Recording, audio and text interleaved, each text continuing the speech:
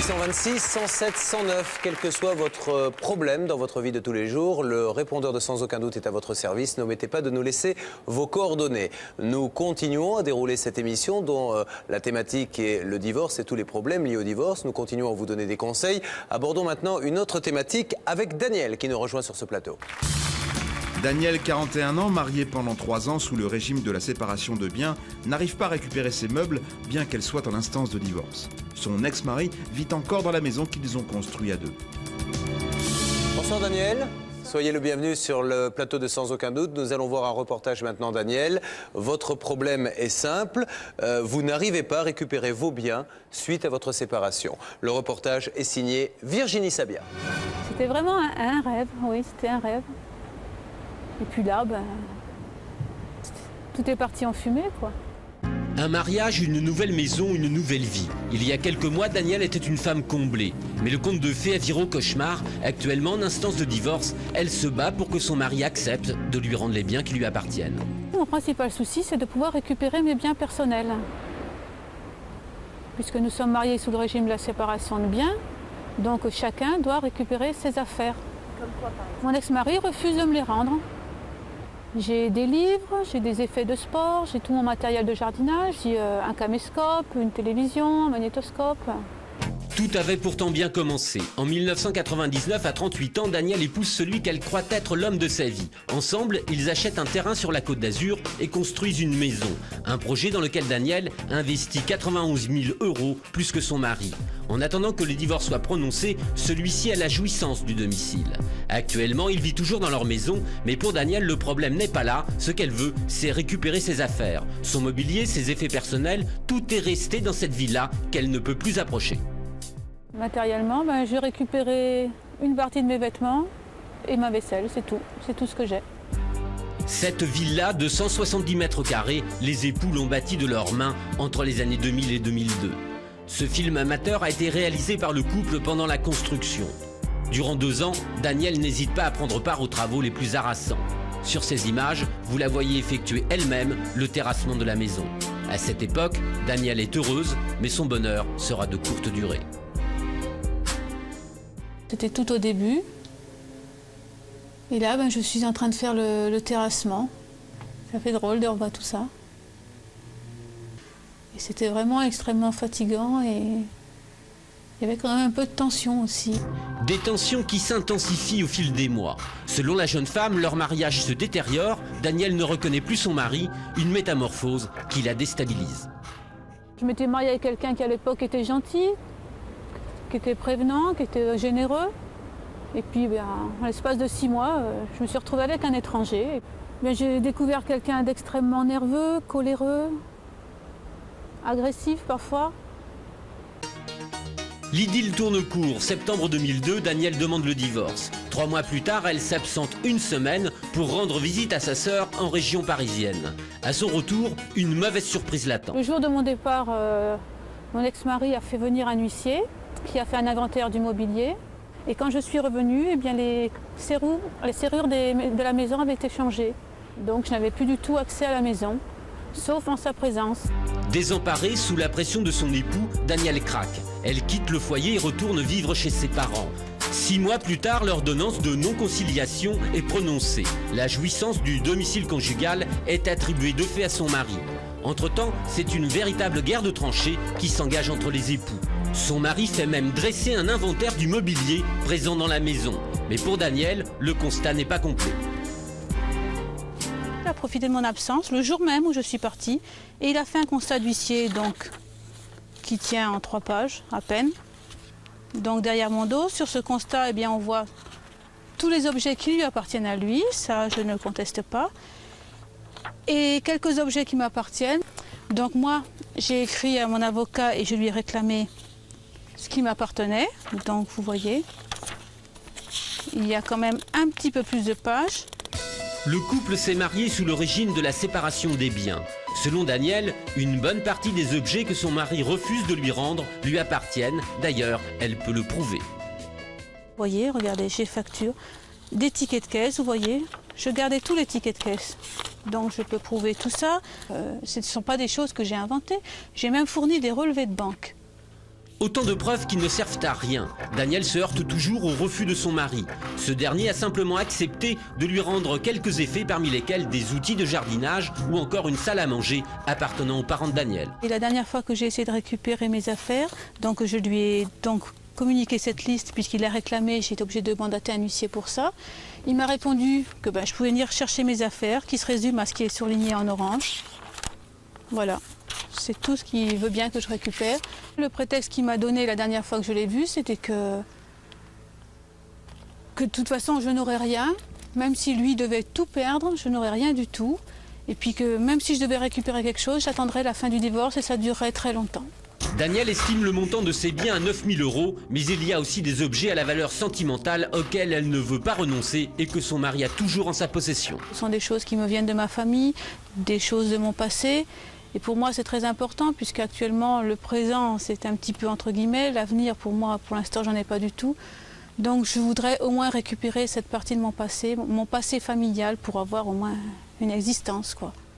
Alors pourquoi Danielle ne parvient-elle pas à récupérer ce qui lui appartient? Elle a du mal à accepter que ses démarches auprès de la justice n'aboutissent pas. J'avais demandé à récupérer, bien sûr par l'intermédiaire de mon avocat, à récupérer les biens dont je suis propriétaire, c'est-à-dire dans mon esprit dont je peux prouver la propriété.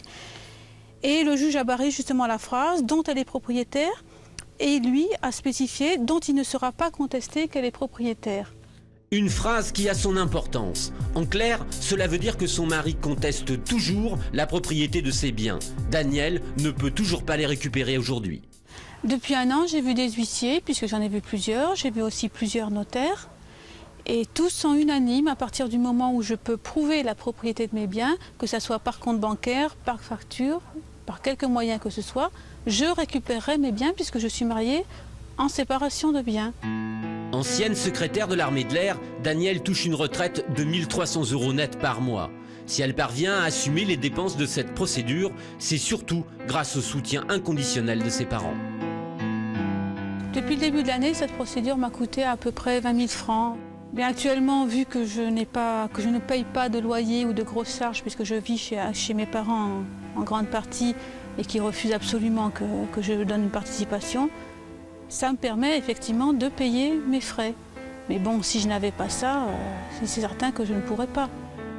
Pour soulager ses parents âgés, Danielle séjourne régulièrement chez son oncle dans le Luberon. Comme mon oncle est malade, eh bien, je viens m'occuper un peu de sa maison et un peu de lui en même temps. Et puis bon, ça me fait aussi une échappatoire à moi et puis bon, un petit peu de liberté aussi à mes parents parce qu'ils ont, comme tout le monde, besoin d'intimité, besoin de se retrouver seuls. Et puis me voir chez eux sans rien faire, ça ne les aide pas non plus. Donc tout le monde y trouve un petit peu son compte, quoi. Pour Danielle, cette situation est malgré tout difficile à accepter. C'est vrai qu'au point de vue fierté, c'est leur dire, voilà papa, maman, j'ai tout raté, je suis désolée, je vous ai fait de la peine, j'en ai aussi, et voilà. Vous étiez content que j'ai un avenir, que j'ai quelque chose, j'ai plus rien, et me revoilà. Aujourd'hui, Danielle rend visite à son nouvel avocat, mais elle sait déjà que la bataille sera longue. Tout le monde m'a prévenu que ça allait prendre du temps. Donc rien que pour la plaidoirie, on m'a dit qu'il ne fallait pas compter avant mars-avril 2004. Et comme mon mari est un procédurier et qu'il fait durer, lui il joue la course contre la montre. Donc tout ce qu'il peut faire durer dans le temps, il le fait durer.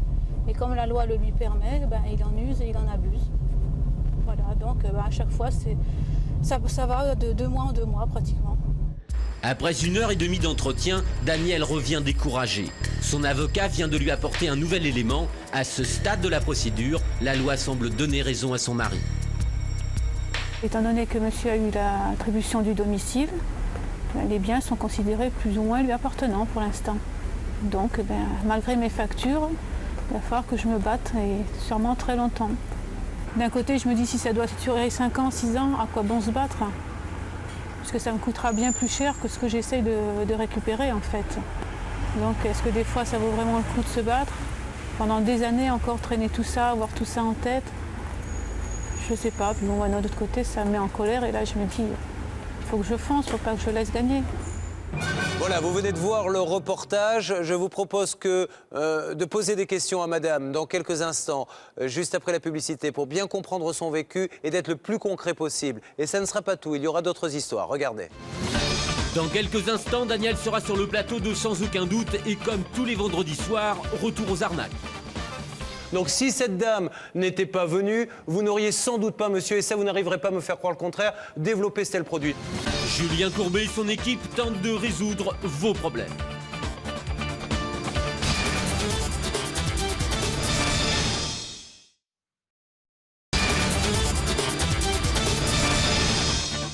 Dans quelques instants, Daniel sera sur le plateau de Sans aucun doute. Et comme tous les vendredis soirs, retour aux arnaques. Julien Courbet et toute son équipe vont tenter une fois de plus de résoudre tous vos problèmes en téléphonant directement à ceux qui vous en posent. De retour sur le plateau de Sans aucun doute, nous parlons de divorce. Nous avons entamé une nouvelle histoire il y a quelques instants avant la publicité. Vous venez de voir un court résumé. Je vous propose que l'on reprenne donc ce débat maintenant pour essayer de bien comprendre ce qui se passe. Daniel, la moralité aussi, c'est qu'on ne peut pas prévoir l'évolution du comportement des gens. Vous n'auriez pas cru une seconde quand vous avez rencontré cet homme et lorsque c'était le grand amour qu'un jour ça se terminerait comme ça. Non, pas du tout, non. Pourquoi dites-vous, madame, n'est-ce pas exagéré de dire que vous n'avez plus d'avenir? Pourquoi vous dites ça? Parce qu'actuellement, enfin, moi je le pense comme ça, parce que c'est vrai que bon, j'ai rien, je suis chez mes parents, j'ai pas vraiment d'identité. Pour vous dire un petit exemple bête, j'ai voulu acheter un téléphone portable et je n'ai pas pu acheter le téléphone portable parce que je n'ai pas d'adresse. Je ne peux fournir aucune facture, rien du tout, donc je n'ai pas d'adresse. Donc depuis ce jour-là, je me dis, tiens, je suis une SDF aussi, moi, finalement. Et vous avez vraiment ce sentiment de honte par rapport à vos parents? Vous leur faites de la peine? Vous pensiez qu'ils seraient, quand ils voient que vous êtes chez eux, etc., c'est ce que vous dites dans le reportage, hein, j'ai tout raté, mes parents ne doivent pas être fiers de moi, c'est ce que vous pensez vraiment? Ils m'aiment, oui, ils sont fiers de moi d'une certaine façon, mais c'est vrai qu'ils en souffrent de cette situation. Parce qu'ils voient, ils voient très bien que je suis malheureuse, ils voient que, comme tous les parents, ils espèrent pour leurs enfants une famille, un métier, une belle maison, des choses comme ça. Qu'est-ce qui avait motivé que vous ayez choisi le régime de la séparation des biens? Parce que mon ex-mari, si vous permettez que j'appelle comme ça, Bien parce sûr. que je préfère, avait déjà été marié, il avait un enfant de son premier mariage. Et d'autre part, moi j'avais plus de biens que lui. D'accord. Donc pour me protéger un petit peu, Et c'est là où vous devez trouver le système particulièrement injuste pour vous, parce que vous gardez toutes les factures, vous êtes marié sous le régime de la séparation des biens, donc logiquement, il n'y a aucun souci. Tout ce qui vous appartient et que vous avez payé, vous devez le récupérer. Et aujourd'hui, non seulement vous ne pouvez pas le récupérer de par la présumée mauvaise volonté de votre époux, mais apparemment la justice semble en plus aller dans son sens. oui. Alors on va revenir sur des points de détail grâce à des conseils que nous allons donner maintenant avec nos avocats, car qui dit divorce dit effectivement séparation et partage des biens, et c'est souvent ça la plus grande problématique dans un divorce.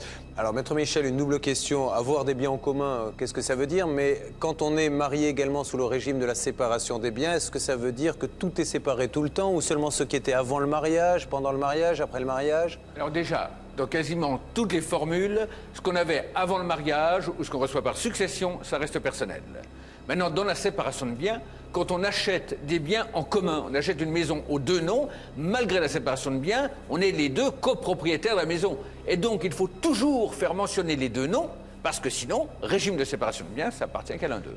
Maintenant, je m'adresse à vous tous. Que doit faire de plus cette dame qui a des factures, qui est mariée sous le régime de la séparation des biens pour récupérer ses biens? Elle y a le droit quand même. Elle y a le droit, mais le problème, si vous voulez, c'est qu'il y a une procédure en cours. Donc simplement faire accélérer la procédure, faire en sorte que son avocat réponde très très vite aux écritures et fasse injonction à la partie adverse de répondre aux écritures si ça n'est pas fait. Et sinon demander une clôture des débats pour enfin que s'ouvre le problème de la liquidation. Mais ce qui est évoqué dans le reportage, comme quoi, comme il a maintenant la maison, ce qui est à l'intérieur lui appartient, c'est un argument valable. Ça ne lui appartient pas. Je pense que madame n'a pas perçu toutes les subtilités. Il a le droit d'en jouir, puisqu'il a la jouissance de domicile. Le problème, c'est qu'il a intérêt, lui, à faire traîner les choses le plus longtemps possible, puisqu'il en jouit pendant ce temps-là. Il faudra attendre encore, hein, Daniel, mais enfin bon, maintenant, ça fait combien de temps que vous attendez? Ça fait combien de temps? Plus d'un an. Voilà, donc vous pouvez attendre encore un petit peu plus pour essayer de récupérer tout ça. Est-ce que vous l'avez au téléphone, celui que vous appelez votre ex-époux, de temps en temps? Non, jamais. Pourquoi veut-il absolument aller si loin dans ce conflit? Pourquoi y a-t-il cette espèce de guerre revancharde, à votre avis? Il n'a pas apprécié que je demande le divorce. D'ailleurs, il me l'a dit quand il a reçu la lettre. Il a dit j'estime que tu m'as forcé la main Il m'a dit donc maintenant ça sera ma convenance. D'accord, maintenant tu vas en payer les pots cassés, quoi. Voilà. Bien. Bon, Daniel, il y a quand même des pistes juridiques qui sont claires et précises. Ça prendra un petit peu de temps, mais vous avez des droits et il faudra les faire valoir. Ne baissez pas les bras. Et ne dites pas que vous n'avez plus d'avenir. Loin de là, la vie continue. Vous allez vous reconstruire et repartir maintenant pour d'autres années. Il ne faut pas partir comme ça défaitiste, d'accord ? Ouais. Allez, Daniel, on va vous aider dans toutes ces démarches. Merci d'avoir été avec nous. Merci à vous.